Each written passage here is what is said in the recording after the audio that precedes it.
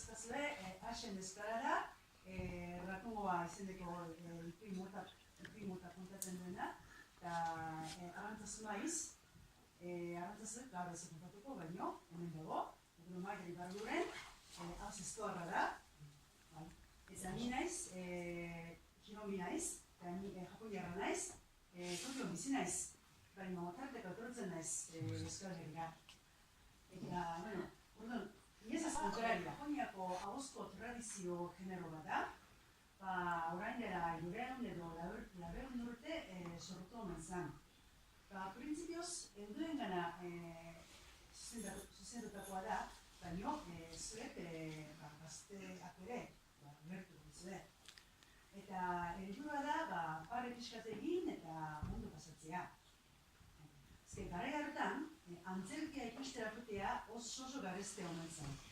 Eta orduan, baten batek asmatu zuen ratugoa izenekoa, eta orduan, horrek ez zien ezer kobratzen, edo oso betxe kobratuta. Jende zubea, asko gutan zen, irratu antzistera. Eta hemen dago, Tokio, hiriburua, eta hemen dago Osaka izeneko beste hiri handi bat. Eta Rakun kontarariak gehienak inguru hontan bizi dira. Eta bertako hizkeraz kontatzen dituzte ginak. Bertako hizkera asko errespetatzen dute. Gaur egun, bostean bat profesional omen daude, eta gehienak gizonezkoak dira. Baina emakumeak ere gero eta gehiago ateratzen da dira.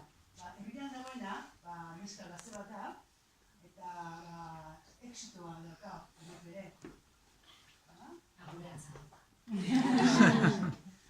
Eta gaur egun Tokion, bost ratumotoki, nagusi eta txiki asko da ere.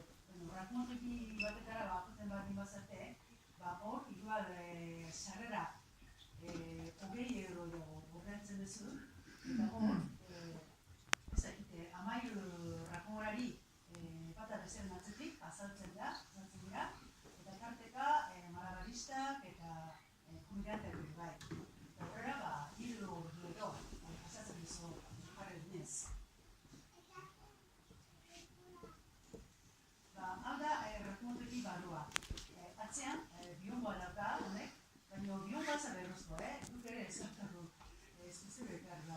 Gero, ez hartatu ez da. Bai? Ondoko? Bai? Potxeak dezakabitzen. Hoi da dozko.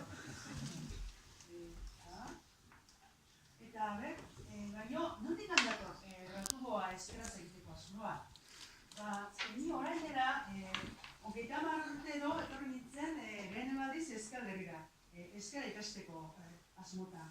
Eta 30 urte hauetan, Euskal Herritik gaz asko ikasitu, edo gaz asko eman dizkidazue. Eta orain dela urte batzuk, pentsatzen hasi nintzen, eskatunak gaz asko eman dizkidazue, eta nik ere ordainetan zer eman nahi dizuet. Eta baino zer ekarriko dut. Eta okurritu zitzaidan, ratugoa eskale eramatea oso idea hona egitu zitzaidan. Baina, nik neuk ez da bat ipina kontatzeko duainik. Inez ez horrebe horretarako. Eta hori berriz pentsatzen hasi nintzen, eta okurritu zitzaidan, azpitian, hasen daukat laguna. Eta hasen, antzerki munduan, denbora luzean ibilitakoa da. Eta berari, proposatzen nion, animatzen dan, kontatzera. Eta bai, oso pozik, hori, izan ziren, eta horrela, orain dela 6 urte, hasi nien ratugoa emanaldia, ematen dut, zerro ematen. Eta horretik bi urtetara, Arantzazu eta Maiek apuntatu ziren, eta geroztik, lauruk ibiltzen gara, horrela. Mehendik puntatik ziztu bizitan abilatu zen, herriskarantz, medikoa nagoz. Mediku jauna, ato zaguro gurera izane aita larriki gaixori jarri zait eta ato zaguro. Lasai gaztia. Baina zerbait arrarua jana dugu. Ederra izaten zen. Eta, ratu hontan, protagonista da Okiku neska polikia. Eta honek, goi mailako gizon baten etxean, neskame bezala lan egiten zuen. Eta nagusia samurai jendea zen, eta antzinako samuraiak horrela jantzita egoten zen.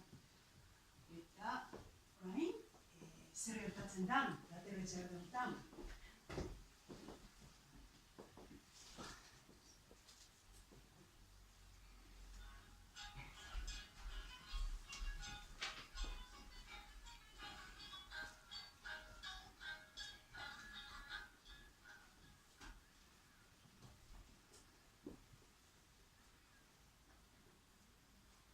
Bueno, arratsaldeon.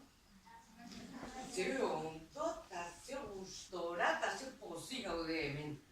Gela eder honetan, jendez beteta, ze sorte izan dugu. Ze sorte izan dugu, berari buratzea rakugoak ekartzea, ze sorte izan dugu niri galdetzea, eta ni beste galdetzea, eta dano baietz ezatea rakugo kontatzeko. Ze sorte izan dugu hemen goneskatza hauek guri deitzea etortzeko. Ze zuete enteratu zaretela eta etorri zarete gu ikustea. Ze ondo gaude ba. Bueno ba, nik azalduko dizuet jantziarena berak azaldu du.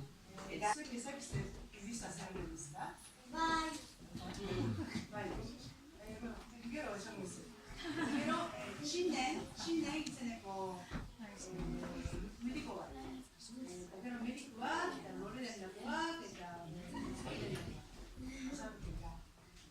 eta historio hau, templu budista batean gertatzen da. Budismoa da erregio bat, hemen kristaltasuna bezala, budismo zeneko erregio bat dago. Eta hor, templu hortan egoten da monkea. Hau da monke budista. Hemen hor, apaiza bezalakoa da. Eta templu bateko nagusia da, eta jakintxoa, eta jantzia, eta kultoa izaten zen teoria. Baina batzuk ez. Hau da Txinen, monkea zaintzen eta etorkizunean, bera ere monkea izateko, ikasten eta lanean mantzen izutela.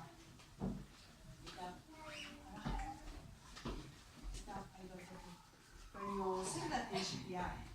Tensikia asimatutako hitz bat da. Eta guk ez erabiltzen,